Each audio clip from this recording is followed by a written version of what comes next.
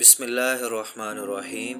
حدیث مبارکہ میں آتا ہے، جناب رسول اللہ صلی اللہ علیہ وسلم نے ارشاد فرمایا کہ بہت سے روزہ دار ایسے ہیں کہ ان کو روزہ کے ثمرات میں صرف بھوکا رہنے کے علاوہ کچھ بھی حاصل نہیں ہوتا، اور بہت سے رات کو جاگ کر عبادت کرنے والے ایسے ہیں کہ ان کو جاگنے کی مشقت کے سوا کچھ بھی حاصل نہیں ہوتا۔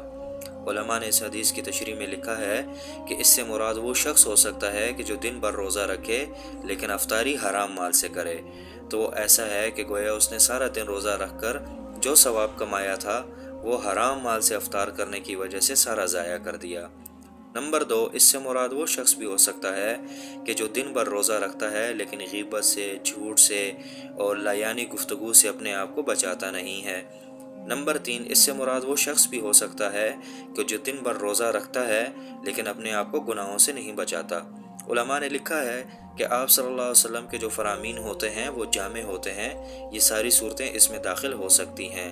اسی طرح ایک اور حدیث میں آتا ہے، نبی کریم صلی اللہ علیہ وسلم نے ارشاد فرمایا کہ روزہ آدمی کے لیے ڈھال ہوتا ہے جب تک کہ اس کو پھاڑ نہ ڈالے۔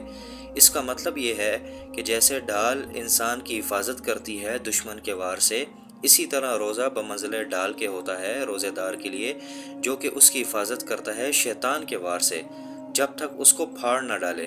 اب اس کا کیا مطلب؟ ایک اور روایت میں آتا ہے کہ ایک صحابی نے پوچھا، یا رسول اللہ صلی اللہ علیہ وسلم، روزہ کیسے پھٹتا ہے؟ تو آپ نے فرمایا کہ غیبت اور جھوٹ سے۔ تو اللہ جل شانہ سے دعا ہے کہ اللہ تعالی ہمیں ان باتوں کے اوپر عمل کرنے کی توفیق عطا فرمائے۔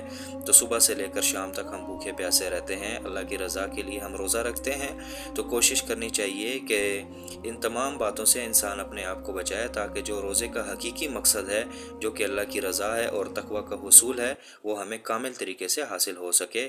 اللہ تعالی شانہ عمل کرنے کی توفیق عطا فرمائے۔